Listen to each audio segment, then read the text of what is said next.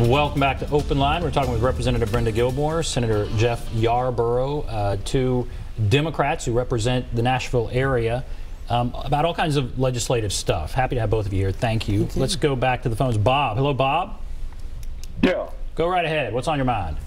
Yeah, I see over in the Civil Times paper there, you might bring it up there on your computer, that search targets nearby opioid distributor. This thing says here that according to the complaint, Marshall County in 2016 had 1,588 opioid prescriptions written for every 1,000 residents, the highest in the district. Now, why don't you stop the doctors from writing all these prescriptions and stuff for them, and that will cut down on the selling of them. They're just allowing the doctors to be dope pushers, evidently. All right, I appreciate that call, Bob. I ask about the drug companies, but certainly somebody's writing these prescriptions. The drug companies have made a lot of money, but doctors are writing these prescriptions. Where do they fall as we deal with this opioid crisis? Either of you handle that? Well, I mean, again, I don't think this is a question of every doctor being a bad actor. The opposite is true. Almost all doctors are not contributing to this problem, and there are lots of doctors that are writing opiate prescriptions that are legitimate. But what your caller got to is that in that county, 1,500 prescriptions for every 1,000 people. That's not that different than the whole state. We wrote more prescriptions for opiates last year in Tennessee than we have people. And so somewhere in that system, there's a breakdown. So the governor's got some legislation that everybody's trying to work on this year to actually make those numbers go down, to try alternatives, to decrease the amount of time, and hopefully to identify we want to make sure that we're protecting people that are using this legitimately, but we need to cut back and go after the people that aren't. Bob, thank you for that. Thanks, Bob. Let's go to David. Hello, David. Hey. Go right ahead. What's on your mind? Okay. The 35 or 40 years ago, if you went to a doctor or a pharmacist and they prescribed pain pills, then you had a choice between the plant-based pain pill. I'll give you an example. Let's say they prescribed Percodan. Percodan was from a poppy plant.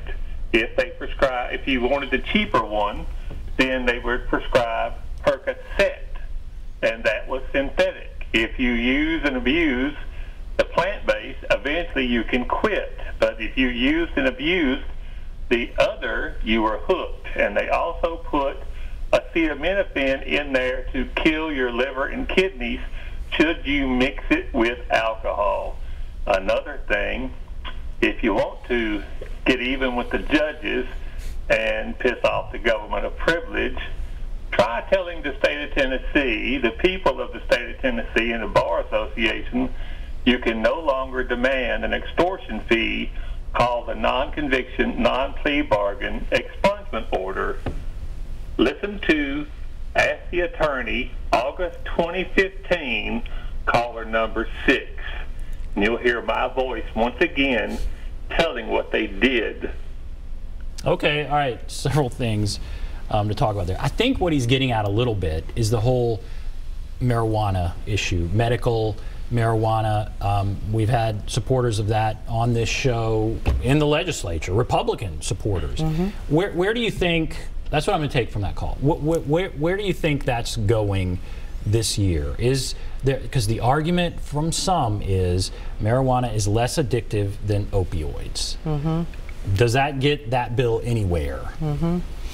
Well, that's a very controversial issue in the state of Tennessee in terms of where I guess I fall on that spectrum is if it's used for medical purposes, then if it came before me, I probably would vote for it. So that's my long and short answer. I think also because of being a physician or a doctor is such a respectable profession that as a community, we've been reluctant to go after even the bad actors, but I think that we're going to have to acknowledge that some of the bad actors give too many prescriptions for too long and too strong for pain. I think the opiate epidemic is causing a lot of people to rethink medical marijuana, and I think probably rightfully so. While marijuana has been illegal, opiates have been legal, and the damage that's being done by the legal drug is far worse than the damage that's been done by the illegal one. And especially when we're talking about medical, and I mean, I think the proposals right now are really about medical marijuana, not recreational. If you look at the states that have adopted medical marijuana, they've seen 20 and 25% reductions in overdoses. And at the end of the day, we ought to be able to put the value of human life above sort of some of these controversies that appear outdated, and I think most Tennesseans would agree. We'll keep following that, because that is an interesting one. Let's try and get another call in here. Kevin, hello, Kevin. Yeah. Go right ahead. My question is, real quick, on the, I have two questions. One is the weed. The weed, if y'all legalize it, y'all can use the taxes to pay for the kids' school lunches. There's so many kids that are not having nothing to eat. It's terrible. They should be able to find a way to fix that. The other question is the student loans that they have. People that do work, try to pay it off, doing that. It's ridiculous on some of the prices of Tennessee's colleges. Is there any way to lower it? Lower the price of college. Let's tackle that. Out of control costs, really, for higher education. What can be done on a legislative level? Well, it is. I don't see us reducing tuition in any of our colleges. I will say, though, one of the things that did have bipartisan support is that you get 2 years of free education now in the state of Tennessee if you choose to go to a community or two-year college here in the state of Tennessee. And so I try to encourage young people when I talk to them to take that route, so that when they go to a four-year college after they've completed their 2 years at a community college, they will come out not owing as much money had they gone to the four-year college. So I think that there are some strategies that young people could use, but to be honest, I don't see any of our colleges and universities decreasing their tuitions. Well, Right. and Yeah, even if that's unrealistic, I mean, I do think this has been a place where we have seen bipartisan work on Governor Haslam's plan with Tennessee Promise, but we have to do more and more to make college affordable to support people. I mean, think about the things that you can do in terms of loan forgiveness for people that are doing jobs where we need them. Like, we need more healthcare providers in rural areas. We can start thinking about doing loan forgiveness for people that take those skills to the places that are where they're needed. All right, we'll take a break. Be back right after this.